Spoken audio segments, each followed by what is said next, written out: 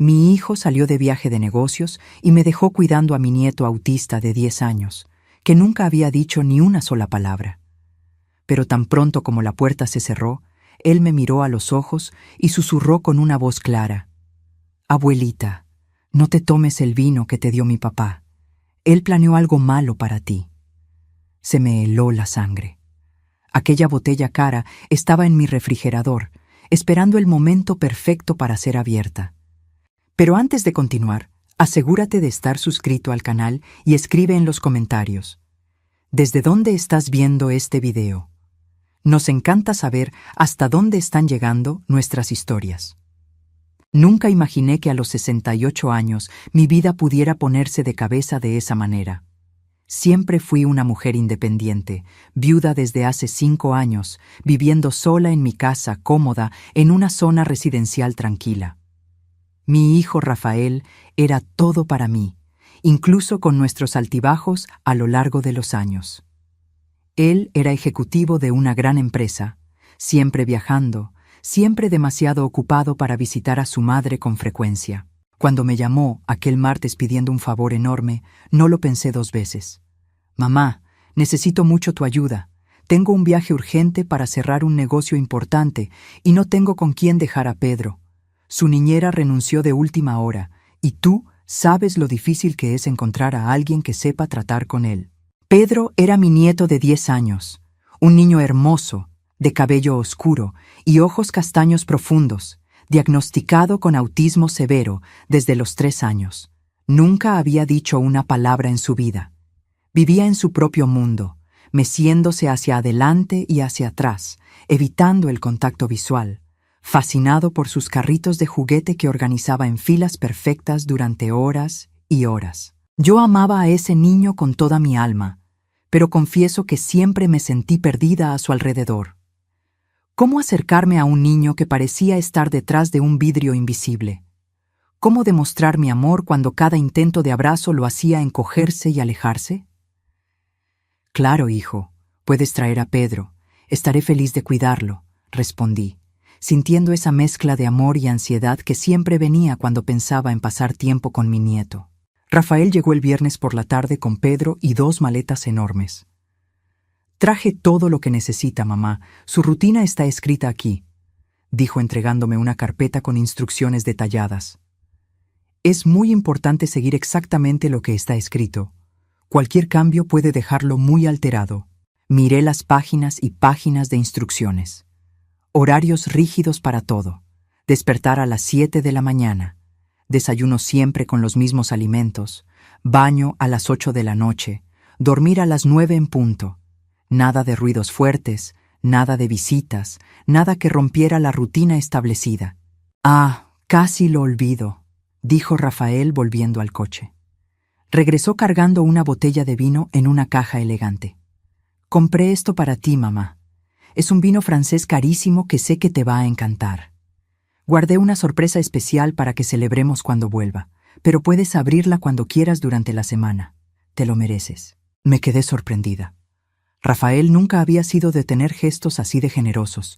Solía darme regalos en Navidad y en mi cumpleaños, siempre cosas prácticas y sin mucho afecto. Un vino caro parecía fuera de lo común para él. «Qué gentileza la tuya, hijo», dije tomando la caja.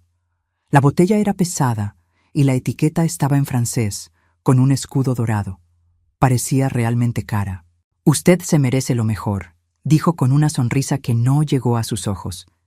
«Disfruta la semana con Pedro. Voy a estar fuera por 7 días. Cualquier cosa, márcame». Después de más instrucciones sobre la medicación de Pedro, los números de emergencia y sus preferencias alimenticias, Rafael finalmente se fue. Me quedé en la sala con mi nieto, que estaba sentado en el piso organizando sus carritos en filas coloridas, completamente ajeno a todo a su alrededor. «Bueno, Pedro, seremos solo nosotros 2 por los próximos días», hablé suavemente, sabiendo que probablemente ni me estaba escuchando. Los primeros 2 días fueron exactamente como esperaba. Pedro despertaba a la hora exacta, comía su desayuno sin mirarme, pasaba horas jugando con sus carritos, aceptaba el baño y la comida en los horarios establecidos y se iba a dormir sin hacer ruido. Era como cuidar a un fantasma silencioso que habitaba mi casa. Yo intentaba conversar con él, aún sabiendo que no habría respuesta. ¿Quieres ver la tele, cariño? ¿Qué tal si dibujamos juntos? La abuela hizo tu merienda preferida. Nada, solo el silencio y esa mirada distante que nunca se fijaba en mí. En la noche del segundo día, después de acostar a Pedro, bajé a la cocina sintiéndome agotada emocionalmente. Cuidarlo no era físicamente cansado, pero el vacío de esa interacción me dejaba destrozada. Miré el refrigerador y recordé el vino que Rafael me había dado. ¿Por qué no?, pensé. Me merezco un gusto después de estos días. Tomé la botella y la puse en la barra, admirando la etiqueta elegante. Estaba a punto de buscar el sacacorchos cuando escuché un ruido proveniente de la escalera. Me di la vuelta y casi dejo caer la botella. Pedro estaba parado en el último escalón, mirándome fijamente. Pero no era la mirada vaga de siempre. Era una mirada intensa, enfocada, llena de intención. Mi corazón comenzó a latir más rápido. «¿Pedro? Deberías estar durmiendo, cariño», hablé gentilmente, dando un paso hacia él. Él no se movió. Continuó mirándome con esos ojos castaños que de repente parecían tan presentes, tan conscientes. Y entonces, por primera vez en 10 años de vida, mi nieto abrió la boca y habló. «Abuelita, no te tomes el vino que te dio mi papá. Él planeó algo malo para ti». Las palabras salieron claras, perfectas, con una voz suave pero firme. Sentí que mis piernas flaqueaban y tuve que apoyarme en la barra para no caer. La botella de vino se resbaló de mi mano y cayó al suelo, haciéndose 1000 pedazos. El líquido rojo oscuro se esparció por el piso blanco como sangre. Tú hablaste», susurré con la voz temblando. «Pedro, ¿puedes hablar?». Él bajó el último escalón y caminó hacia mí, evitando los vidrios rotos. Por primera vez en su vida, me miró directamente a los ojos y tomó mi mano. «Siempre pude hablar, abuelita. Solo no podía dejar que nadie lo supiera, principalmente mi papá». Mi mundo entero se derrumbó en ese momento. 10 años. 10 años de silencio, de terapias interminables, de sentirme impotente por no poder llegar a mi nieto. ¿Y él podía hablar todo el tiempo? «No entiendo», logré decir, todavía en shock. «¿Por qué nunca hablaste? ¿Por qué fingías?». «Porque mi papá me obligó», dijo Pedro, y vi lágrimas comenzar a rodar por su rostro. «Desde que yo tenía 4 años, él dijo que si yo hablaba con cualquier persona, te iba a lastimar. Iba a hacerte cosas malas y después me iba a mandar lejos para nunca más verte de nuevo». Sentí que el estómago se me revolvía. Jalé una silla y me senté antes de que mis piernas cedieran completamente. Pedro se sentó a mi lado, todavía sosteniendo mi mano con fuerza, como si tuviera miedo de que yo desapareciera. «Pero, ¿por qué, Pedro? ¿Por qué tu papá haría eso?». «Por el dinero del abuelo», respondió con una madurez aterradora para un niño de 10 años. «Yo escucho todo, abuela. Escucho sus llamadas, las conversaciones tarde en la noche. Él cree que no entiendo, pero entiendo todo». Mi esposo había muerto hace 5 años, dejando una herencia considerable. La mayor parte se había quedado conmigo, pero había una cláusula en el testamento que dejaba todo a Rafael en caso de que yo muriera. Era una cantidad significativa. La casa, los ahorros, las inversiones, fácilmente más de 10 millones de pesos. «El vino», dije, mirando el líquido rojo todavía esparciéndose por el suelo. «¿Qué tiene el vino?». «Veneno», dijo Pedro simplemente, y se me heló la sangre. Yo vi cuando él lo preparó. Él no sabe que sé leer y observar. Tomó un frasco con un líquido extraño y lo puso en la botella. Lo escuché hablando por teléfono con alguien, diciendo que sería rápido y que parecería un ataque cardíaco. Me cubrí la boca con la mano, sintiendo náuseas. Mi propio hijo estaba planeando matarme. Y había usado a mi nieto, forzando a un niño de 4 años a vivir una mentira terrible por años. Todo por dinero. «¿Cuántos años tenías cuando te obligó a quedarte en silencio?», pregunté con la voz ronca. 4. Era pequeño, pero me acuerdo de todo», dijo Pedro, limpiándose las lágrimas. Estaba jugando y empecé a cantar una canción. Mi papá se enojó mucho. Me encerró en el cuarto oscuro y dijo que si volvía a hablar pasarían cosas malas. Dijo que te lastimaría, que te haría sufrir y que después me pondría en un lugar donde nunca más vería a nadie que yo amara. Un niño de 4 años aterrorizado hasta el silencio. Mi corazón se partió en pedazos imaginando lo que pasó Pedro, fingiendo ser autista no verbal, viviendo con este secreto horrible, protegiendo a su abuela de la única manera que sabía. Dios mío, Pedro, ¿cargaste con esto tú solo por todos estos años? Él asintió. Tenía mucho miedo, pero cuando dijo que te iba a dejar conmigo esta semana y me dio el vino para dártelo, supe que tenía que contarte. No puedo dejar que te lastime, abuelita. Eres la única persona que me mira con amor de verdad, incluso creyendo que yo no me doy cuenta.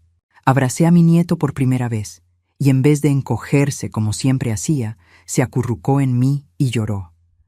Lloramos juntos ahí en la cocina, rodeados de vidrios rotos y vino envenenado, mientras el peso de años de mentiras y manipulación finalmente salía a la luz. Nunca voy a dejar que nada malo te pase, le prometí, y nunca más vas a necesitar quedarte en silencio, nunca más. Pero incluso mientras hacía esa promesa, mi mente ya estaba corriendo. Rafael volvería en 5 días. Él esperaría encontrar mi muerte accidental, heredaría todo, y Pedro continuaría preso en aquella mentira terrible. Yo necesitaba actuar rápido y con inteligencia. Pedro, necesito que me cuentes todo lo que sabes, cada detalle, cada conversación que escuchaste, todo lo que viste. ¿Puedes hacer eso? Él asintió, limpiándose la cara. Puedo. Me acuerdo de todo. Pasamos horas conversando esa noche. Limpié el vino derramado con cuidado, recogiendo los vidrios rotos y guardando todo en bolsas de plástico separadas. Algo me decía que aquella botella rota sería una evidencia importante. Pedro me contó cosas que hicieron que se me helara la sangre. Él no era solo inteligente, era brillante. A los 4 años, cuando Rafael lo forzó al silencio, Pedro ya sabía leer. En los años siguientes, desarrolló habilidades sorprendentes, justamente porque nadie le prestaba atención. Cuando hay gente cerca, finjo que no entiendo nada, explicó. Me quedo meciéndome, mirando al piso, organizando mis carritos. Las personas hablan frente a mí como si fuera invisible. Médicos, terapeutas, maestros, todos creen que no comprendo. Pero tú comprendes todo, dije, maravillada y horrorizada al mismo tiempo. Todo. Leo los reportes médicos cuando mi papá los deja en la mesa. Escucho sus conversaciones. Sé que tiene muchas deudas, abuela. Deudas de juego, de inversiones malas. Está desesperado por dinero. Rafael siempre pareció exitoso por fuera. Ropa cara, coche importado, departamento en una zona exclusiva como Polanco. Nunca imaginé que todo fuera una fachada construida sobre deudas crecientes. ¿Él habló con alguien sobre el veneno?, pregunté, todavía procesando la magnitud de la traición. Con un hombre llamado Dr. Carvajal. No sé si es médico de verdad o si es solo un apodo.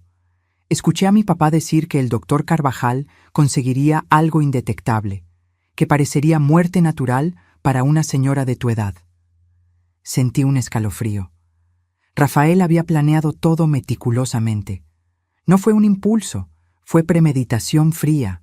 Hay más, continuó Pedro, con la voz más baja. Él ha estado investigando sobre autismo y sobre cómo las personas autistas no son testigos confiables. Lo leí en su computadora. Se está preparando por si alguien sospecha algo. Va a decir que soy un niño con discapacidad mental severa y que cualquier cosa que yo diga no tiene valor. La profundidad de la maldad de mi hijo era difícil de procesar. No solo me estaba matando por dinero, sino que había transformado a su propio hijo en una herramienta y en una garantía contra las consecuencias.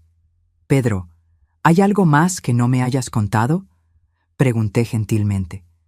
Cualquier detalle puede ser importante. Él dudó, mordiéndose el labio. Hay documentos. Mi papá guarda papeles en una carpeta azul en su despacho. Ya los leí cuando él sale. Tiene anotaciones sobre ti, sobre tu salud, sobre el testamento del abuelo. Y tiene planes. ¿Qué tipo de planes? Planes sobre qué hacer después. ¿Cómo va a fingir estar destrozado con tu muerte? ¿Cómo va a organizar el funeral? Hasta ensayó lo que le va a decir a la gente, dijo Pedro, y sus ojos se llenaron de lágrimas nuevamente. Hay una nota que dice: asegurar que el niño continúe silencioso. Métodos más permanentes si es necesario. Se me heló la sangre. Rafael estaba considerando hacer algo permanente con Pedro si creía que el secreto estaba en riesgo. Él nunca te va a lastimar, prometí, jalando a mi nieto cerca.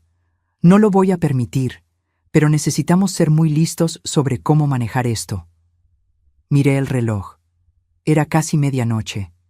Teníamos 5 días hasta que Rafael volviera. 5 días para reunir pruebas, hacer un plan y asegurar que mi hijo enfrentara las consecuencias de sus actos sin poner a Pedro en peligro. Primera cosa, dije, vas a seguir fingiendo. Cuando estemos solos, puedes hablar conmigo, pero si alguien viene aquí, necesitas volver a ser el Pedro que todos conocen.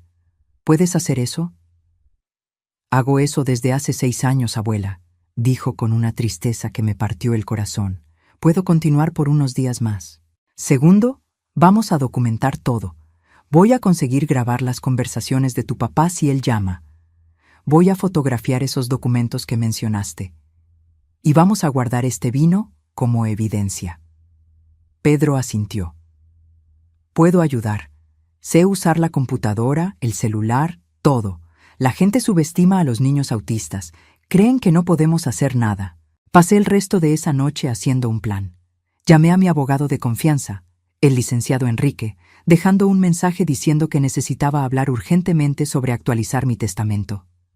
También llamé a mi doctora, la doctora Almeida, agendando una consulta de emergencia. Cuando salió el sol, Pedro estaba durmiendo en el sofá, agotado emocionalmente. Lo cubrí con una manta y me quedé observando a aquel niño extraordinario que había sido forzado a vivir una mentira terrible por tanto tiempo. Rafael iba a pagar por lo que hizo, no solo por intentar matarme, sino por robar años de la infancia de su propio hijo, por transformarlo en una herramienta y mantenerlo prisionero del silencio a través del miedo. A las 9 de la mañana, Rafael llamó. Forcé mi voz para sonar normal y alegre. «Hola, hijo. ¿Cómo va el viaje?» «Todo excelente, mamá. ¿Cómo está Pedro?» «Como siempre, calladito, jugando con sus carritos. Está todo bajo control».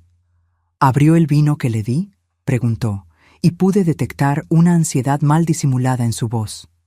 «Todavía no. Lo estoy guardando para una ocasión especial». Mentí suavemente, observando a Pedro despertar en el sofá y mirarme atentamente.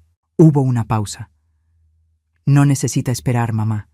Es para que usted lo disfrute durante la semana. Ábralo hoy en la noche. Relájese un poco. Usted se lo merece». La insistencia era perturbadora. Él estaba ansioso de que yo bebiera pronto. «Tal vez lo abra hoy, sí. Gracias de nuevo por la gentileza, hijo». Después de colgar, Pedro vino hacia mí. ¿Estaba nervioso? Sí, ansioso de que beba el vino.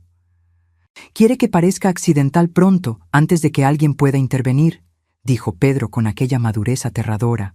«Leí sobre venenos. Los que actúan rápido causan síntomas que pueden confundirse con problemas cardíacos, principalmente en personas mayores». ¿Cómo un niño de 10 años sabía tanto sobre venenos? Pero entonces recordé que Pedro pasó años leyendo todo lo que estaba a su alcance, aprendiendo solo, observando el mundo con una inteligencia que nadie percibía. «Vamos a empezar a reunir pruebas», dije. «Primero, necesito ir al departamento de tu papá». Pedro me miró sorprendido. «¿Cómo vamos a entrar?» «Tengo una llave de repuesto. Tu papá me la dio hace años para emergencias. Él no se acuerda, pero yo todavía la tengo».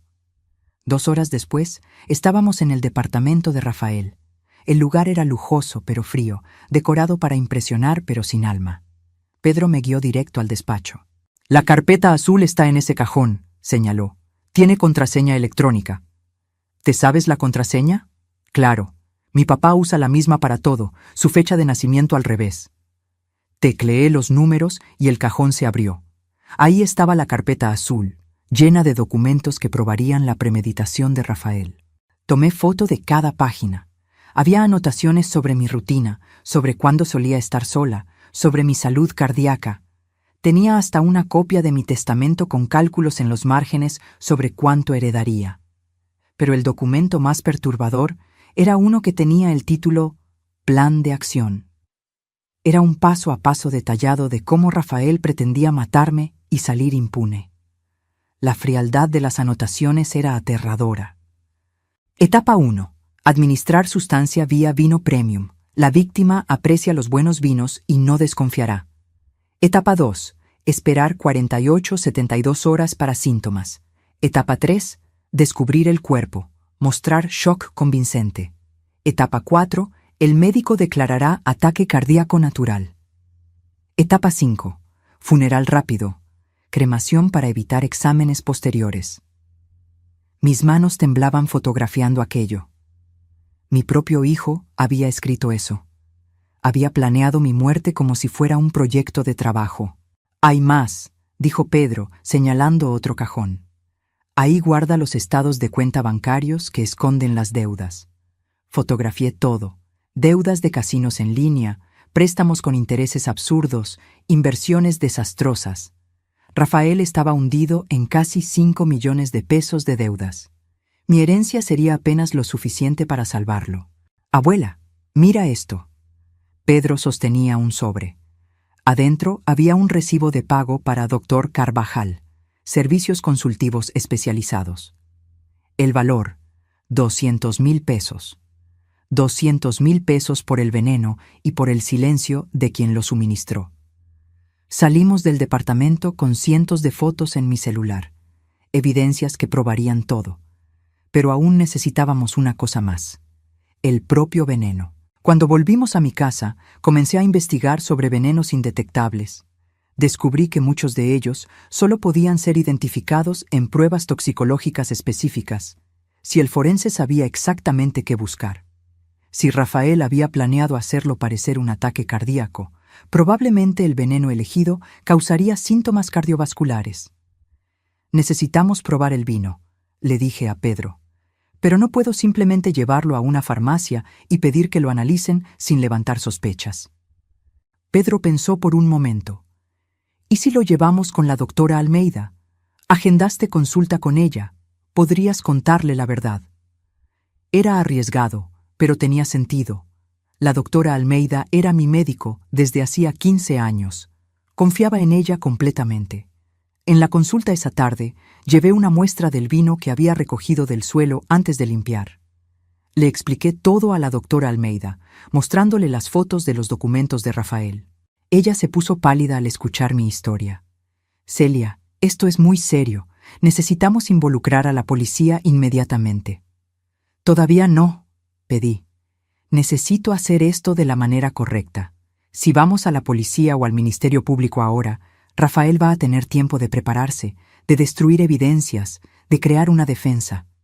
Y va a usar a Pedro contra nosotros, diciendo que es un niño autista y que cualquier testimonio suyo es fantasioso». «¿Pedro no es autista?», preguntó sorprendida. «Es una larga historia, pero no, él no es no verbal. Mi hijo lo forzó al silencio hace años». La doctora Almeida sacudió la cabeza, horrorizada. «Voy a mandar a analizar esta muestra de vino al laboratorio particular de un colega de confianza. Tendremos los resultados en 2 días. Pero Celia, si es realmente veneno, vamos directo a la policía». Estuve de acuerdo. 2 días. Teníamos 2 días para conseguir más evidencias antes de involucrar a las autoridades. Esa noche, Pedro me ayudó a configurar una aplicación de grabación en mi celular.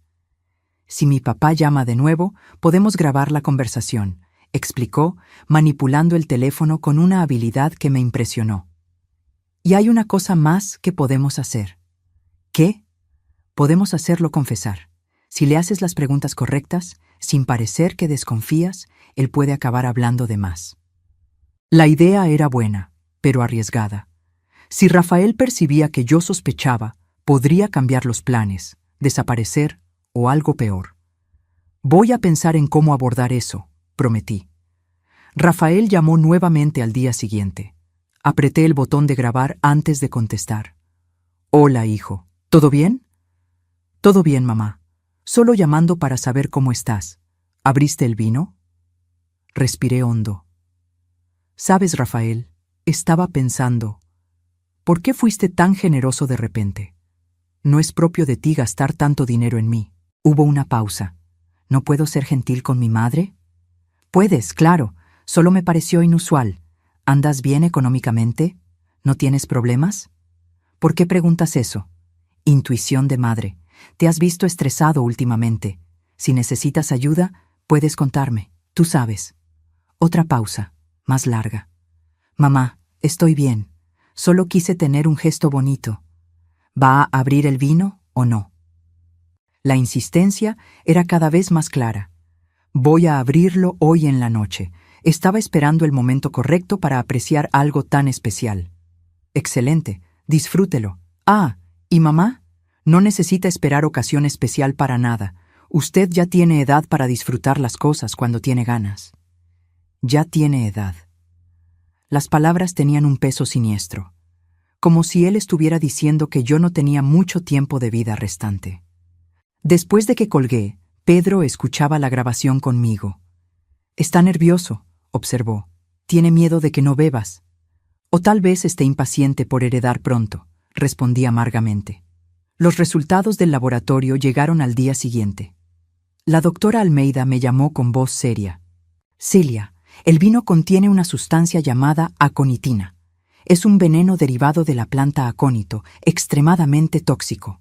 En una dosis como la que estaba en esa botella, causaría un paro cardíaco en cuestión de horas. Y lo peor, sin pruebas específicas, pasaría desapercibido en una autopsia estándar. El médico declararía muerte natural por ataque cardíaco. Sentí que el estómago se me revolvía. Era real. Mi hijo realmente quería matarme. Necesita ir a la policía ahora, insistió la doctora Almeida. Tengo el dictamen aquí. Es evidencia concreta. Un día más, pedí. Solo un día más. Rafael vuelve mañana. Quiero que él se entregue solo. ¿Cómo?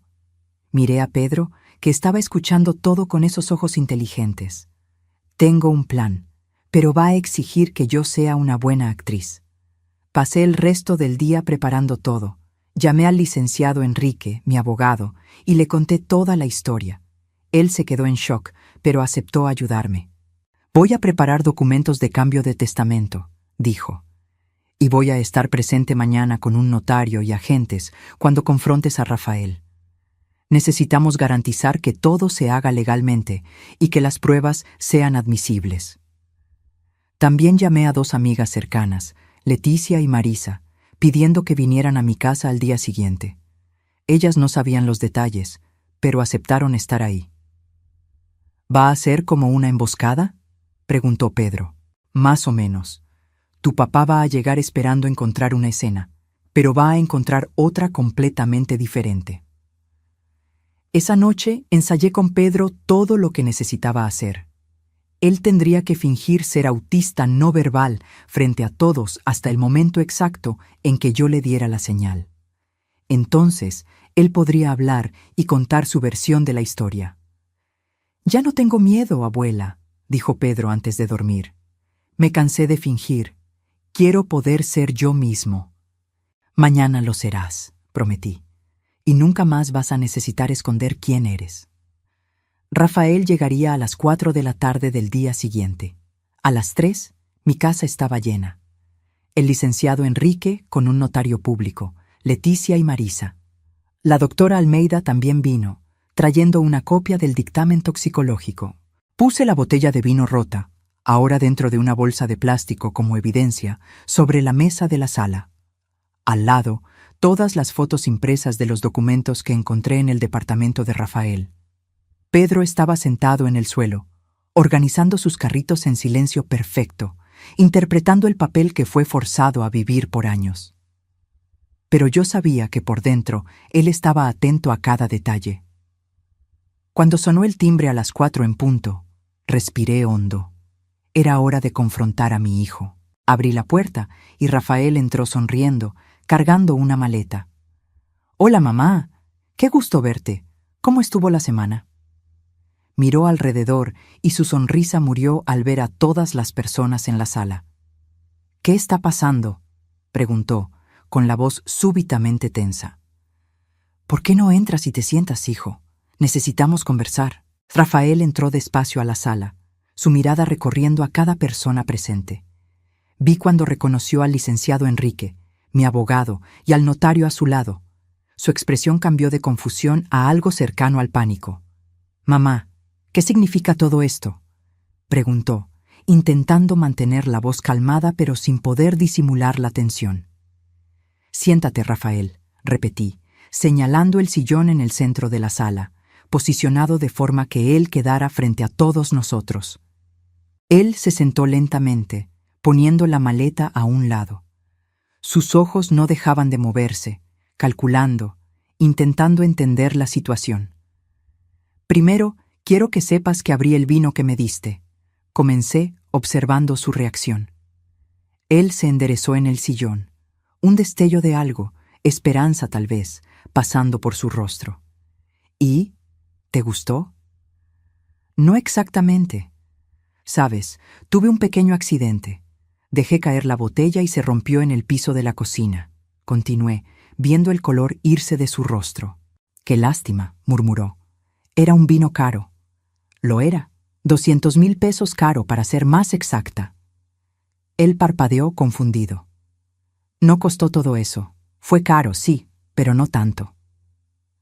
«Ah, no estaba hablando del precio del vino», aclaré, tomando el recibo que había encontrado en su departamento. «Estaba hablando del precio que le pagaste al doctor Carvajal por sus servicios consultivos especializados». El silencio que cayó en la sala fue ensordecedor. Rafael se puso blanco como el papel.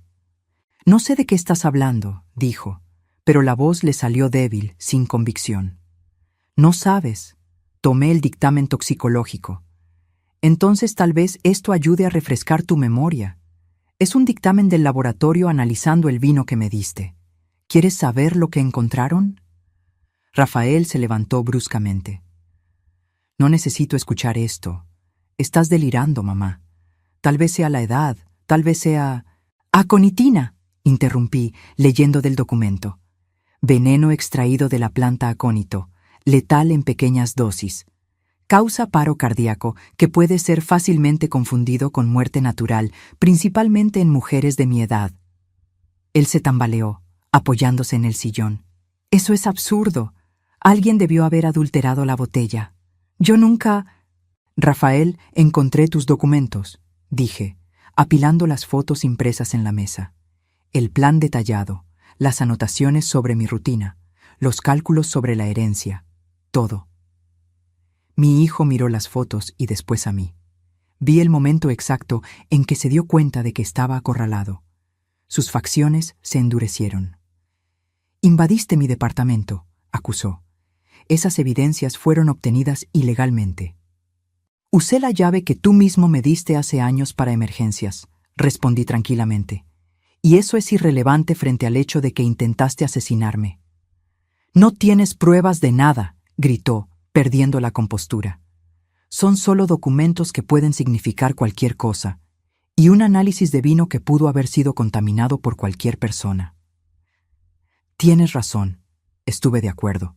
«Solas, esas evidencias tal vez no fueran suficientes, pero hay una cosa más». Le hice una señal a Pedro. Mi nieto dejó de jugar con los carritos y se levantó. Rafael ni lo miró, enfocado en mí. «Pedro tiene algo que decir», anuncié. «Mamá, el niño es autista. Él no habla. Estás realmente delirando». «Hola, papá», dijo Pedro claramente, y Rafael se giró tan rápido que casi se cae. «¿Qué...?» Él respiraba con dificultad, mirando a su hijo como si viera un fantasma. «Puedo hablar», continuó Pedro, caminando hasta quedar a mi lado. «Siempre pude. Tú lo sabes. Tú me forzaste a quedarme en silencio desde que yo tenía 4 años». Rafael sacudió la cabeza frenéticamente. «No, eso no es posible. Él es...» Él tiene autismo severo. Los médicos confirmaron basados en tus mentiras y en mi actuación forzada, respondió Pedro con una calma impresionante. Tú me amenazaste. Dijiste que si hablaba, ibas a lastimar a la abuela y a mandarme lejos para siempre. Él está mintiendo, gritó Rafael señalando a su hijo. Alguien le enseñó a decir eso. Esto es manipulación. Rafael, habló el licenciado Enrique por primera vez, su voz grave y autoritaria. Sugiero que dejes de incriminarte aún más. Ya tenemos evidencia suficiente para procesos penales y civiles. ¿Procesos?, rió Rafael amargamente. ¿Basados en qué? ¿En el testimonio de un niño que fingió ser autista toda la vida? Qué conveniente que empiece a hablar justamente ahora. Basados en intento de homicidio con premeditación, respondió el licenciado Enrique. Abuso infantil, fraude y probablemente más acusaciones que van a surgir conforme investiguemos más a fondo. Fue cuando Pedro dio el golpe final. Yo te grabé, papá. Rafael se congeló. ¿Qué? Te grabé hablando por teléfono con el doctor Carvajal. Sé usar tu celular. Usas la misma contraseña para todo. Logré acceder y copié los mensajes también. Las conversaciones sobre el veneno, sobre cómo sería indetectable, sobre cuánto ibas a pagar. Está todo aquí. Pedro sacó una memoria USB del bolsillo. Copié todo y se lo mandé a la abuela por correo también, por si intentabas destruirlo. Vi a mi hijo desmoronarse, literalmente. Se dejó caer en el sillón, el rostro entre las manos. No tenía opción, murmuró. Las deudas, ellos me iban a matar. Gente peligrosa, necesitaba el dinero. ¿Entonces la solución fue matar a tu propia madre?, pregunté, la voz temblando de emoción contenida. ¿Y transformar a tu hijo en una herramienta y en una víctima?, añadió la doctora Almeida, hablando por primera vez. Rafael alzó el rostro y vi lágrimas bajando. Perdón, mamá, perdón de verdad. Yo no quería. Yo estaba desesperado. ¿Desesperado lo suficiente para planear meticulosamente durante meses?, repliqué, tirando las fotos de los documentos frente a él. Esto de aquí no es desesperación, Rafael. Esto es premeditación fría. Calculaste todo. Hasta ensayaste lo que ibas a decir en mi funeral. Él miró los papeles y cerró los ojos. ¿Qué va a pasar ahora?, preguntó en voz baja. Ahora, se adelantó el licenciado Enrique, tienes dos opciones. Podemos ir a la policía inmediatamente y dejar que la justicia penal siga su curso, o puedes cooperar. ¿Cooperar cómo?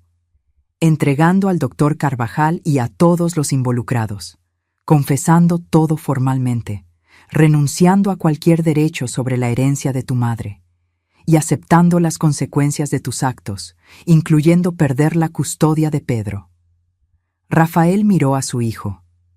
Pedro, no, dijo Pedro firmemente. Tú no eres mi papá de verdad. Un papá no hace lo que tú hiciste, con nadie, mucho menos con su propia mamá y su propio hijo.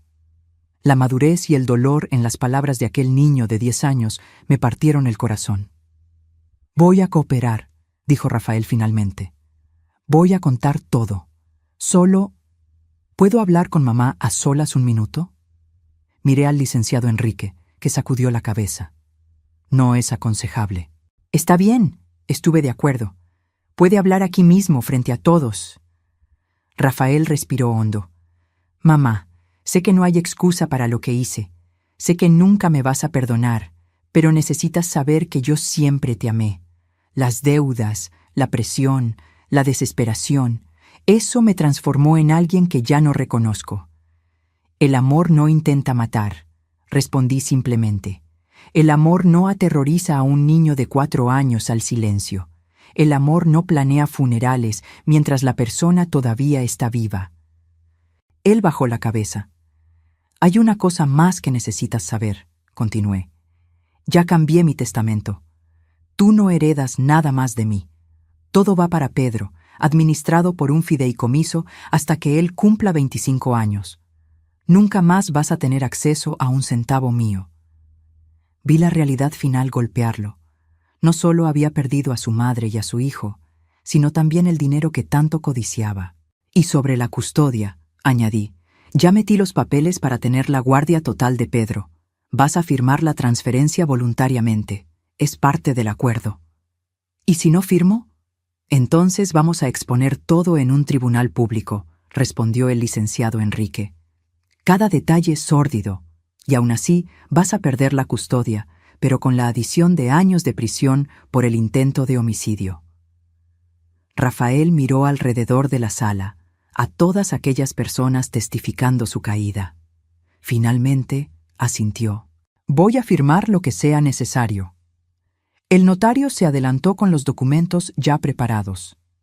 El licenciado Enrique había trabajado rápido, anticipando que Rafael intentaría negociar. Mientras mi hijo leía y firmaba papel tras papel, transfiriendo la guardia de Pedro a mí y renunciando a cualquier derecho sobre mi herencia, observé al niño a mi lado. Pedro veía todo con una expresión seria, muy superior a sus 10 años. «¡Listo!», dijo Rafael, empujando los documentos firmados por la mesa. «¿Ahora qué?». «Ahora vas a la delegación y haces una confesión completa», respondió el licenciado Enrique. «Voy a acompañarte personalmente para asegurar que quede registrado correctamente». «¿Voy a ir a la cárcel?», su voz salió pequeña, asustada. «Probablemente sí, eventualmente. Pero con tu cooperación total, identificando al doctor Carvajal y a cualquier otro involucrado, tal vez consigas una reducción de pena. Depende del fiscal». Rafael se levantó lentamente. Miró a Pedro una vez más. «Hijo, yo...». «No», interrumpió Pedro. «No puedes llamarme hijo ahora. Perdiste ese derecho». Vi a Rafael tragar en seco, intentando contener las lágrimas. Parte de mí, una parte muy pequeña, sintió pena por él, pero la mayor parte sentía solo rabia y tristeza por lo que se había convertido. «¿Puedo despedirme de él?», preguntó Rafael. «No», respondí antes de que el licenciado Enrique pudiera hablar. «Ya causaste suficiente daño. No te vas a acercar a Pedro nunca más, a no ser que sea en un ambiente legal controlado, si él mismo quiere cuando sea más grande». Mis amigas Leticia y Marisa, que se habían quedado en silencio testificando todo, vinieron hacia mí. Leticia tomó mi mano. «Celia, fuiste muy valiente», dijo suavemente. «No fue valentía», respondí, mirando a Pedro. «Fue amor y protección, lo que cualquier abuela debería hacer». La doctora Almeida también se acercó. «Voy a necesitar hacer algunos exámenes en ti y en Pedro, solo para asegurar que está todo bien físicamente.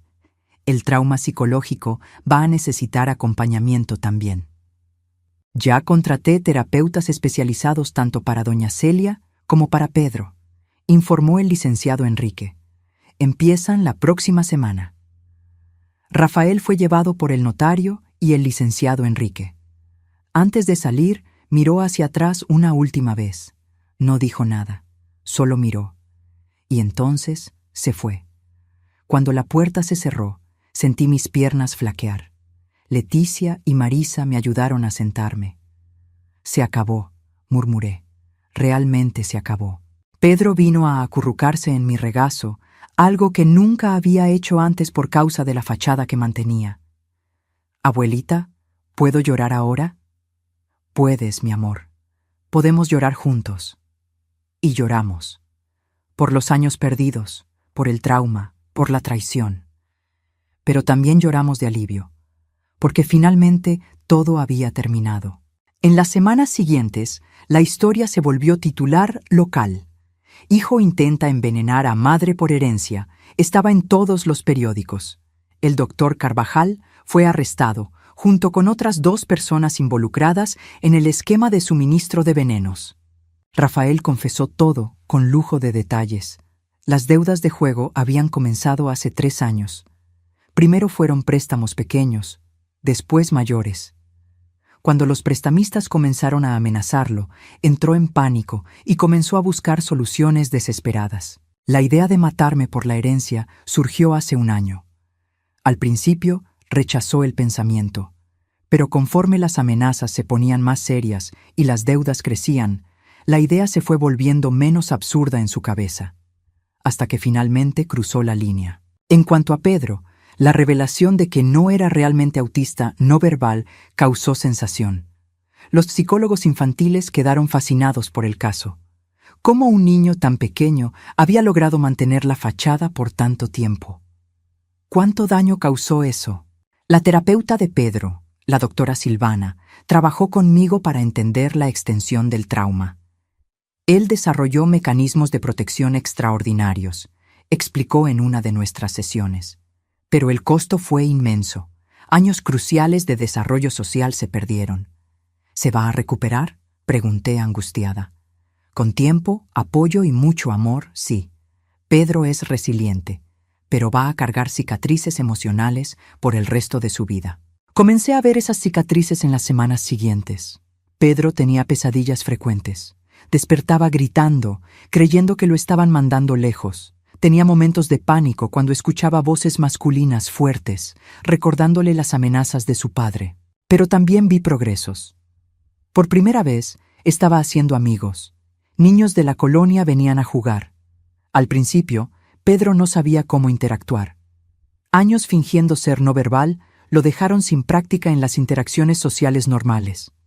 Pero estaba aprendiendo, riendo, siendo niño por primera vez.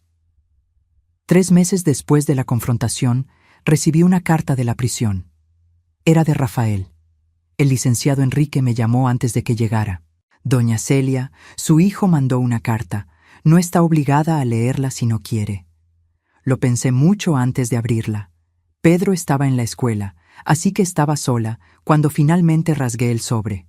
La carta era larga, escrita a mano con la caligrafía de Rafael que yo conocía tan bien. Él pedía disculpas, repetidas veces. Explicaba cómo había caído tan bajo, cómo la desesperación había nublado cualquier sentido moral.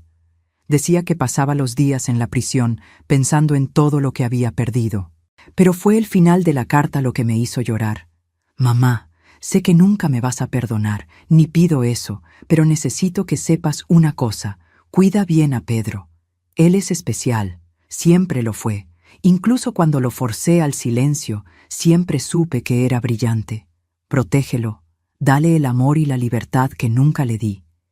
Y si un día, años en el futuro, él quiere conocerme de nuevo, voy a aceptar cualquier elección que él haga. Con amor y arrepentimiento eterno, Rafael. Guardé la carta en un cajón. Tal vez un día se la mostraría a Pedro. Tal vez no. Dependería de él, de cuándo estuviera listo para procesar todo. El juicio de Rafael fue rápido. Con la confesión completa y la cooperación identificando a toda la red de proveedores de veneno, recibió una sentencia de 12 años por intento de homicidio calificado. Podría pedir libertad condicional en 8. Cuando supe de la sentencia, sentí nada, ni rabia ni satisfacción, solo un vacío triste por el hijo que perdí, no por la prisión, sino por la codicia y la desesperación. Pedro tuvo una reacción diferente. Cuando le conté sobre la sentencia, simplemente asintió. «Es justo», dijo. «Él hizo cosas malas, tiene que pagar».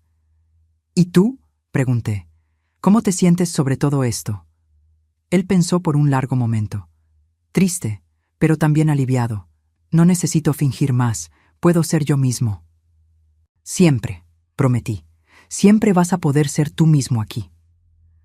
La vida se fue normalizando poco a poco.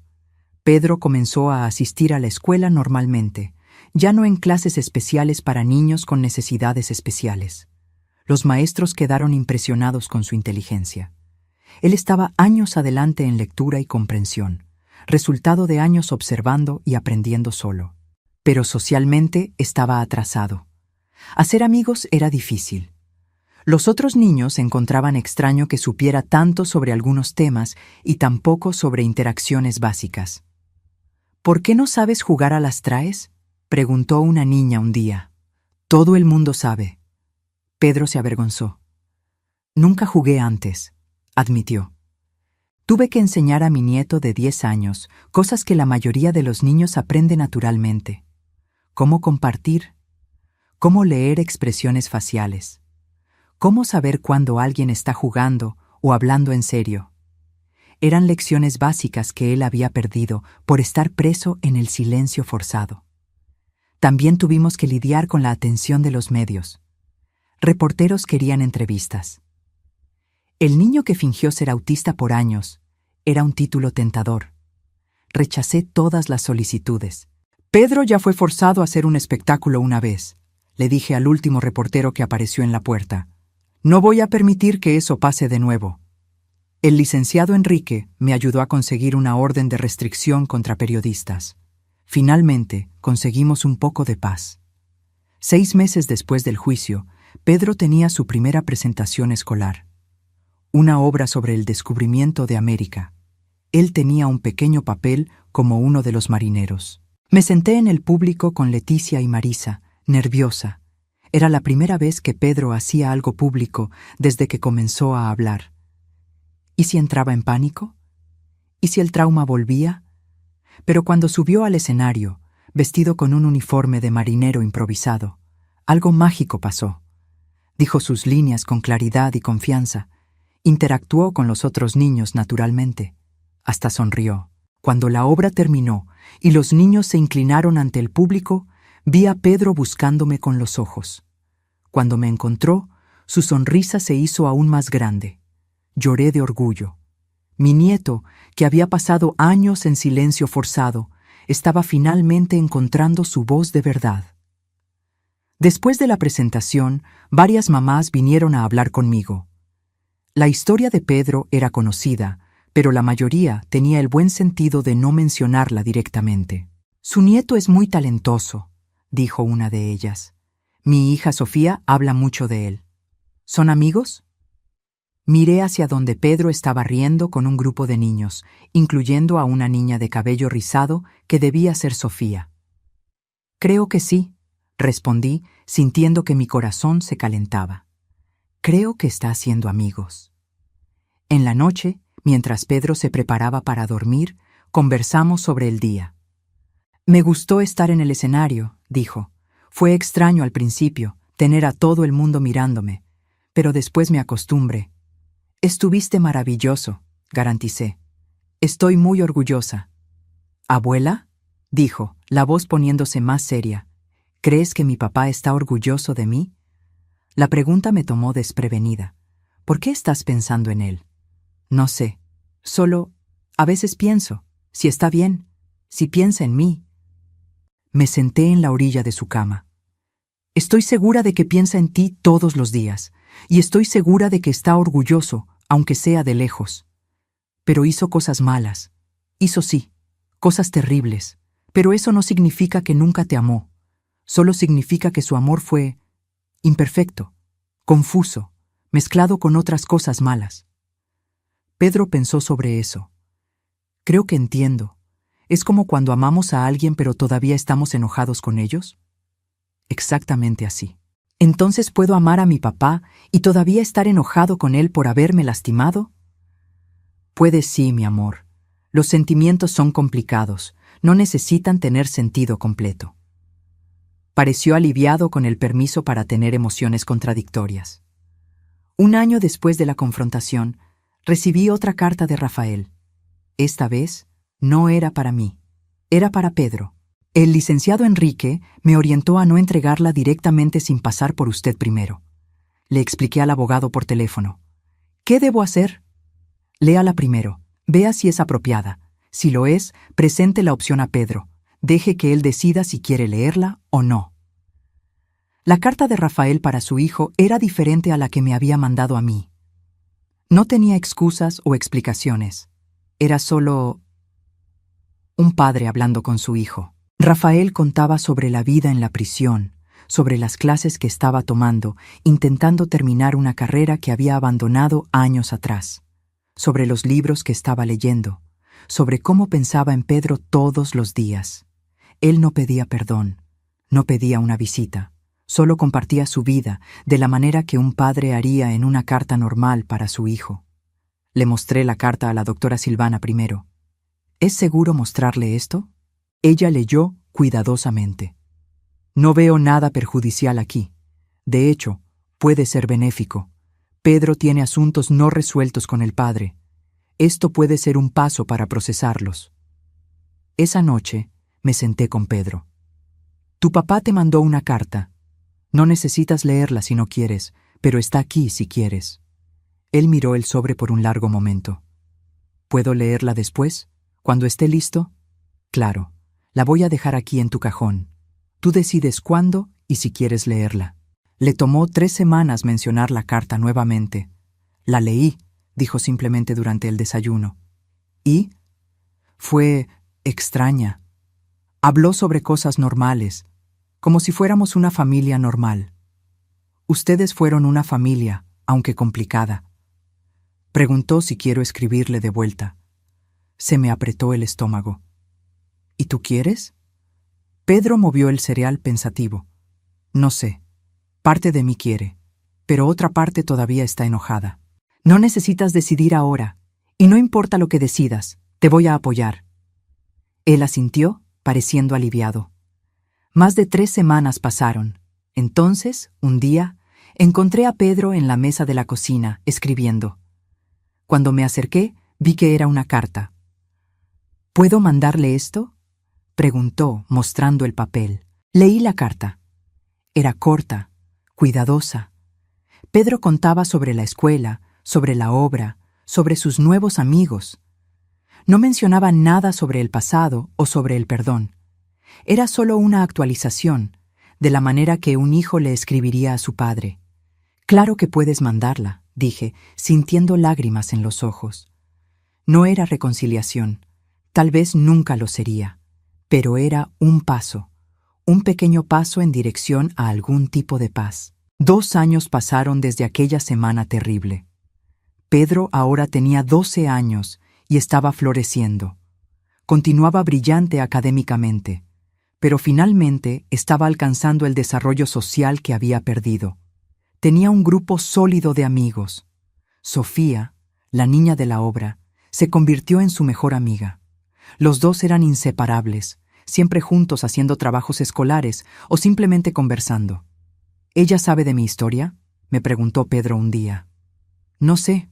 ¿Por qué? Porque quiero contarle, pero tengo miedo de que me tenga miedo o le parezca raro. ¿Por qué le parecería raro? Porque fingí ser autista por años, porque mi papá intentó matarte, porque toda mi vida fue una mentira hasta hace 2 años. Me senté con él. Pedro, tu vida no fue una mentira. Fuiste forzado a una situación imposible cuando eras muy pequeño para entender. Sobreviviste de la manera que pudiste. No tiene nada de raro eso. Tiene valentía. ¿Crees que deba contarle? Creo que las verdaderas amistades se construyen con honestidad. Si Sofía es realmente tu amiga, va a entender. Pero solo cuéntale cuando te sientas listo. Él le contó 2 semanas después. Vino a casa pálido y callado. ¿Cómo te fue?, pregunté. Ella lloró, dijo. Lloró mucho, pero no por creer que fuera raro. Lloró porque se puso triste por lo que pasé. ¿Y ahora? Ahora dijo que somos mejores amigos para siempre, y que cualquiera que intente lastimarme va a tener que vérselas con ella primero. Sonreí. Parece una buena amiga. Es la mejor. La relación de Pedro con su padre continuaba complicada. Intercambiaban cartas regularmente ahora. Rafael nunca pedía visitas, respetando los límites que establecimos, pero compartía su vida, sus pensamientos, su progreso. Está diferente en las cartas, observó Pedro un día. Más real, menos como el papá que yo conocía. La prisión cambia a las personas, a veces para bien, a veces para mal. ¿Crees que cambió para bien? Honestamente, no sé, solo el tiempo lo dirá. Cuando Pedro cumplió 13 años, organicé una fiesta. Por primera vez, tuvo amigos de verdad para celebrar con él. La casa estaba llena de risas y ruido de niños jugando. Leticia vino a ayudarme a servir el pastel. Mira nada más, dijo, señalando a Pedro rodeado de amigos. ¿Quién diría que hace 3 años él estaba viviendo aquella mentira terrible? Los niños son resilientes, respondí. Más de lo que imaginamos. Y las abuelas también, dijo ella, abrazándome. Tú salvaste a ese niño, Celia, de más formas que una. En la noche, después de que todos se fueron, Pedro me ayudó a limpiar. «El mejor cumpleaños de mi vida», dijo él, sonriendo. «¿Mejor cómo?» «Porque por primera vez pude ser yo mismo completamente, sin fingir, sin esconder. Solo yo». Aquellas palabras valieron todo lo que pasamos. En terapia, la doctora Silvana continuaba trabajando con Pedro sobre el trauma. «Él está progresando maravillosamente», me dijo en una sesión. «Pero todavía hay trabajo que hacer, principalmente en relación a la confianza y al miedo al abandono. ¿Qué puedo hacer para ayudar? Continúe haciendo lo que ya hace, siendo constante, presente, amorosa. Es lo que él más necesita». Pedro todavía tenía pesadillas ocasionales. Todavía tenía momentos de ansiedad cuando hombres desconocidos se acercaban. Todavía se trababa cuando escuchaba discusiones fuertes, recordando las amenazas de su padre. Pero estaba aprendiendo a lidiar con eso, desarrollando mecanismos saludables de afrontamiento, creciendo a pesar del trauma. Un día, llegó a casa con un proyecto escolar. «Tenemos que escribir sobre alguien que admiramos», explicó. «¿Puedo escribir sobre ti?» Me quedé sorprendida. «¿Sobre mí? ¿Por qué?» «Porque tú me salvaste. No solo de aquella semana con el vino, sino de años de silencio. Tú me diste mi voz de vuelta». Lloré leyendo su proyecto. Pedro escribió sobre valentía, sobre amor incondicional, sobre cómo yo había arriesgado todo para protegerlo. Me veía a través de sus ojos y mal me reconocía. Era una heroína cuando me sentía apenas una abuela, haciendo lo que cualquier abuela haría. Pero tal vez fuera eso lo que ser héroe significaba. Hacer lo correcto incluso cuando es difícil. Proteger a quien amamos incluso cuando el costo es alto. 3 años después de la confrontación, Pedro y yo fuimos llamados para una audiencia. Rafael estaba pidiendo la posibilidad de visitas supervisadas. «No necesita aceptar», me garantizó el licenciado Enrique. «Tiene todo el derecho de rechazar». Pero miré a Pedro. «¿Qué es lo que tú quieres?» Él pensó por un largo momento. «Quiero verlo, no para perdonar u olvidar, pero para, no sé, tal vez tener un cierre». «¿Estás seguro?» «Lo estoy, pero solo si vienes conmigo». La visita se agendó para una semana después, en un ambiente controlado, con supervisores presentes. Cuando llegamos, Rafael ya estaba esperando. 3 años de prisión lo habían cambiado. Estaba más delgado, con canas que no tenía antes. Parecía más viejo, más cansado. Cuando vio a Pedro, sus ojos se llenaron de lágrimas. «Hijo, hola», dijo Pedro simplemente, manteniendo la distancia. Nos sentamos en una mesa pequeña. Un supervisor se quedó cerca, pero no interfirió. «Creciste», dijo Rafael, con la voz quebrada. 3 años hacen eso», respondió Pedro sin emoción. «Pedro, yo no sé qué decir además de perdón. Sé que no es suficiente, nunca lo será, pero necesito que sepas que me arrepiento todos los días de lo que hice». «¿Te arrepientes de haberme forzado al silencio o de haber intentado matar a la abuela?», preguntó Pedro directamente. Rafael tragó en seco. «De todo, de cada mala decisión que tomé, de haber dejado que la desesperación me transformara en un monstruo». «Tú eras un monstruo antes», dijo Pedro con calma. «Desde que yo tenía 4 años, las deudas solo te dieron una excusa». Vi a Rafael encogerse con la verdad de aquellas palabras. «Tienes razón», admitió. «Siempre fui débil, egoísta. Puse mis necesidades por encima de todos, principalmente de ustedes». «¿Por qué estás diciendo esto ahora?», preguntó Pedro. «¿Por qué no antes?». «Porque antes yo no lograba ver. Estaba ciego por la codicia, por el miedo, por la desesperación. Aquí en la prisión, sin distracciones, finalmente tuve que mirarme a mí mismo de verdad, y no me gustó lo que vi». Nos quedamos en silencio por un momento. «Voy a perdonarte eventualmente», dijo Pedro finalmente. «No porque te lo merezcas, sino porque yo merezco paz. Pero eso no significa que te quiera en mi vida». Rafael asintió, lágrimas rodando libremente ahora. «Entiendo y acepto», Solo, gracias por venir, por darme esta oportunidad de pedir disculpas cara a cara. La visita duró apenas 30 minutos. Cuando salimos, Pedro estaba callado, procesando. ¿Cómo te sientes?, pregunté en el coche. Triste, pero también aliviado. Es extraño.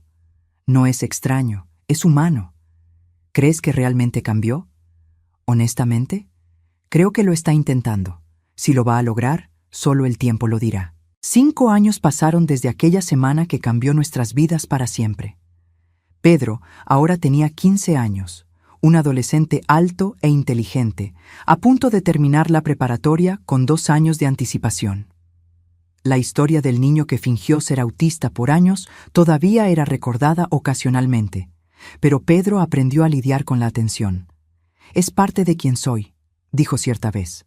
No puedo cambiar el pasado, solo puedo construir un futuro mejor.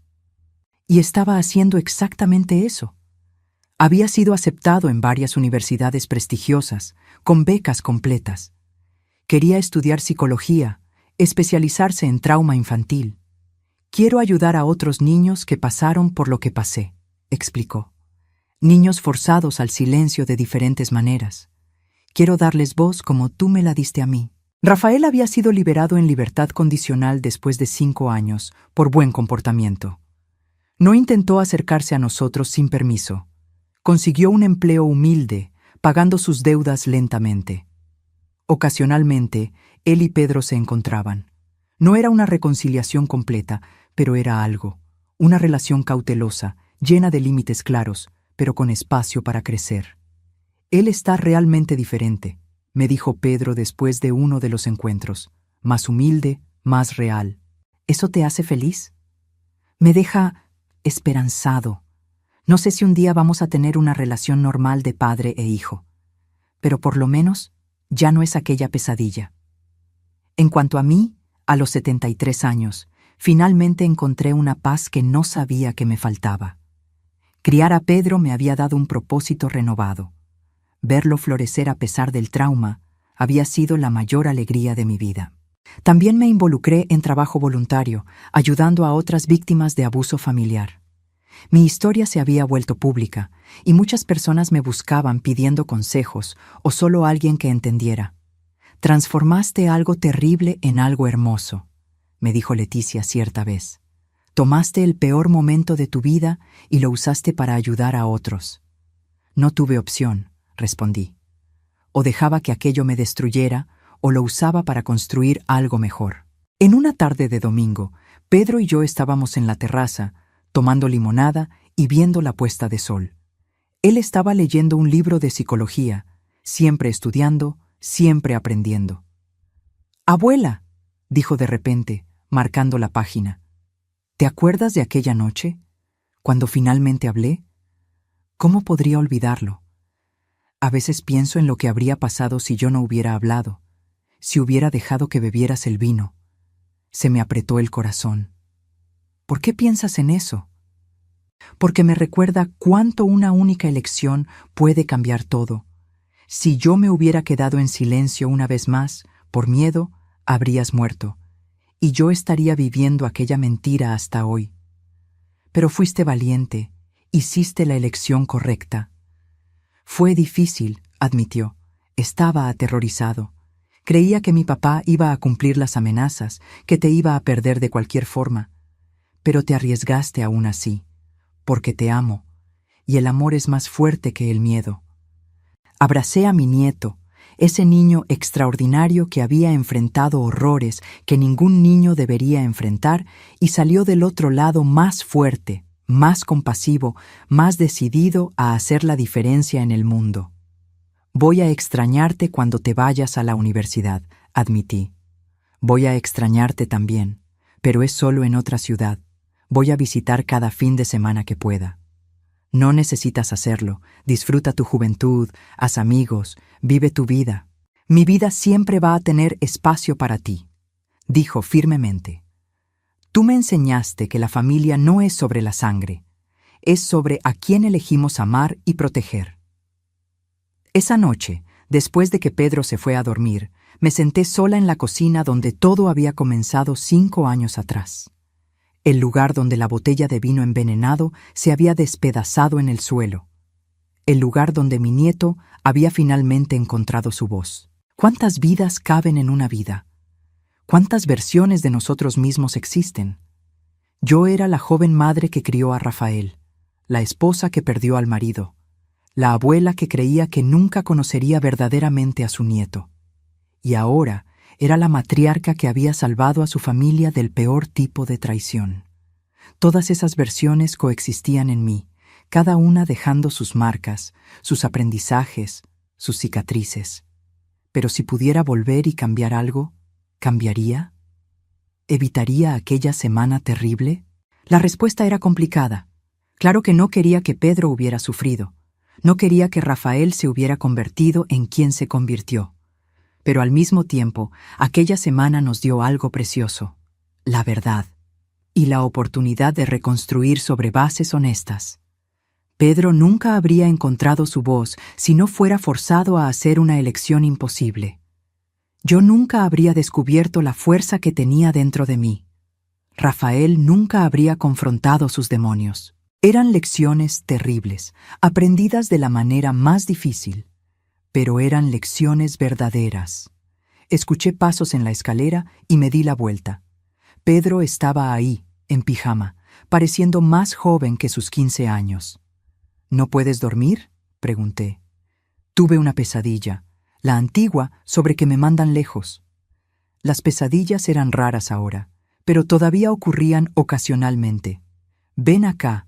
Abrí mis brazos y él vino a acurrucarse como hacía cuando era más pequeño. Perdón por todavía tener esos sueños, murmuró. Sé que ya pasó. No necesitas disculparte por procesar trauma. Ve a tu tiempo, no hay prisa. Pero quiero superar, quiero ser fuerte. Ya eres fuerte, más fuerte que cualquier persona que conozco. Pero fuerza no significa no tener miedo o no tener pesadillas. Significa continuar incluso cuando los tienes. Nos quedamos sentados juntos en la cocina, abuela y nieto, sobrevivientes de una tormenta terrible, hasta que Pedro finalmente se relajó y comenzó a dormitar. Miré a ese niño extraordinario y sentí gratitud profunda. Gratitud por haber encontrado valor aquella noche 5 años atrás. Gratitud por haber sobrevivido. Gratitud por el tiempo que todavía tendríamos juntos. La vida nos había probado de la peor manera posible. Nos había mostrado que las personas que amamos podían traicionarnos, que los secretos podían esconderse detrás de sonrisas familiares, que el mal podía usar la máscara del amor, pero también nos había mostrado que éramos más fuertes de lo que pensábamos, que la verdad, por más dolorosa, era mejor que mentiras cómodas, que el amor real, el amor verdadero, vale la pena luchar por él. 5 años atrás, en esta misma cocina, mi vida casi terminó. Pero en vez de eso, una nueva vida comenzó.